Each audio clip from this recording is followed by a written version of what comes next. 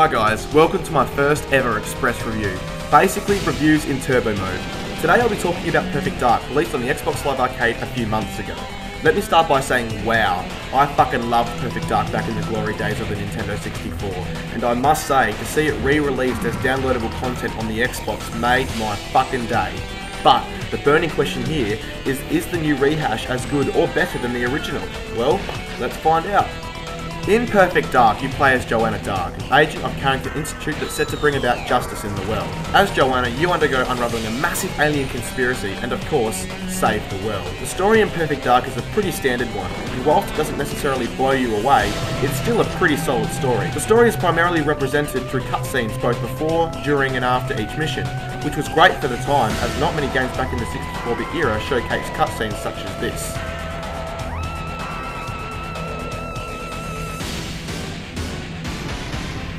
The visuals in the latest rehash of Perfect Dark are excellent. Everything about the original game has been given a thorough polish, and the result is an old Nintendo game looking almost like an Xbox game. Facial detail has been significantly improved, weapons have been polished and look better than ever, and level design is bright, vibrant and well detailed.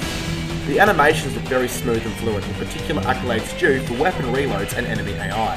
What's also fantastic about the new Perfect Dark is that there are no frame rate issues. The frame rate runs smoothly at a constant click, which is a definite improvement from the original, which tended to slow when too much was going on at once. There is no mouth movement, and characters simply flail their limbs about when speaking to give you a sense of drama.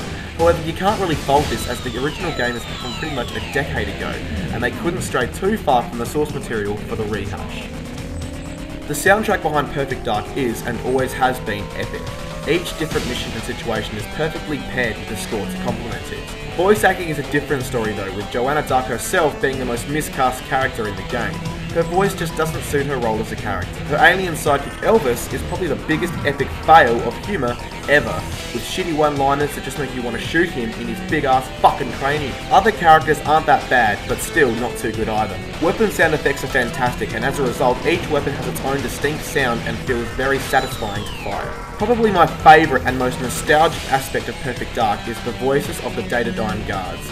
They talk so much shit, and it's always a delight hearing what they have to say when you sneak up on them, shoot them, or whatever. Those that have played the game will know exactly what I mean. Okay, let me start by saying that there is not a lot different here than in the original Perfect Dark. At the roots, it's still the same game. You play through a series of missions and complete a number of different objectives in order to complete them. As you raise the difficulty level, guards get a greater IQ, the objectives become more complex and greater in number, and you take a bit more damage. Simply put, it ups the ante. You can tackle the story campaign cooperatively either split screen or via Xbox Live. One thing I thought was very cool was when you're playing on Xbox Live, you can actually set it to split screen anyway, which is not only fun, but also holds some sort of a nostalgic value for me. Counter-operative mode is also available, which is basically one player as Joanna and the other as one of the various guards throughout each stage. Story mode aside, Perfect Dark showcases some challenges that are fun and addictive.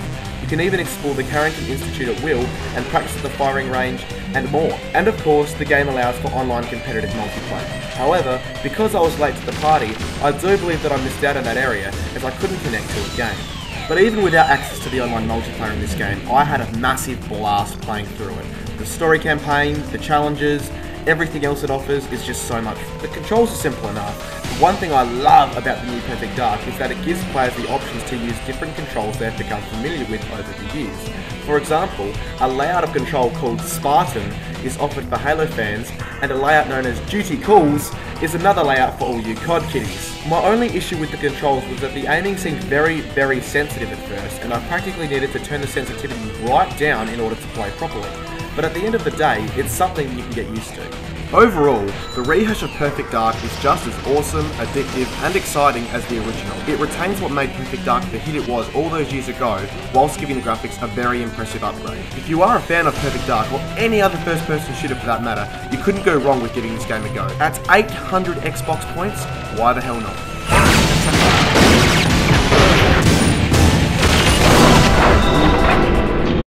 I'll secure the perimeter. We'll meet up later.